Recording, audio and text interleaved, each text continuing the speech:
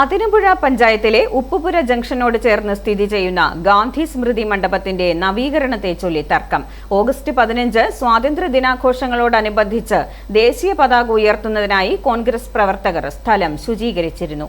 തറയിൽ മെറ്റൽ വിരിക്കുന്നതിന്റെ ഭാഗമായി റോഡിനോട് ചേർന്ന് സിമന്റ് കട്ടകൾ നിരത്തുകയും ചെയ്തു.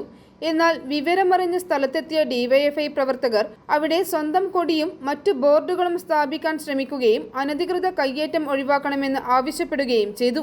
രാവിലെ ശുചീകരണവും നവീകരണ പ്രവർത്തനങ്ങളും നടക്കുന്നതിനിടയിൽ വില്ലേജ് ഉദ്യോഗസ്ഥരും സ്ഥലത്തെത്തി പരിശോധന നടത്തി. വിഷയം ചേരിതിരിഞ്ഞുള്ള രാഷ്ട്രീയ തർക്കമായി മാറിയതോടെ പോലീസും ജനപ്രതിനിധികളും ഇടപെടുകയായിരുന്നു.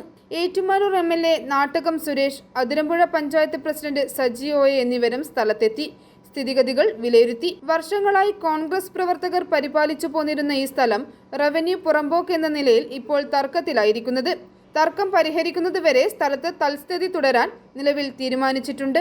ഇവിടെ നമ്മൾ കഴിഞ്ഞ നിരവധി വർഷങ്ങളായിട്ട് ഈ ഗാന്ധി സ്മൃതി മണ്ഡപത്തിലെ ഗാന്ധിജിയുടെ ബോർഡിന് മുമ്പിൽ പുഷ്പാർച്ചന നടത്തുകയും സ്വാതന്ത്ര്യദിന സന്ദേശം നൽകുകയും ചെയ്യാറുണ്ട്.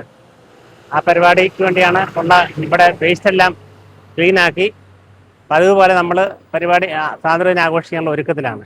i4 news, Ettumanoor.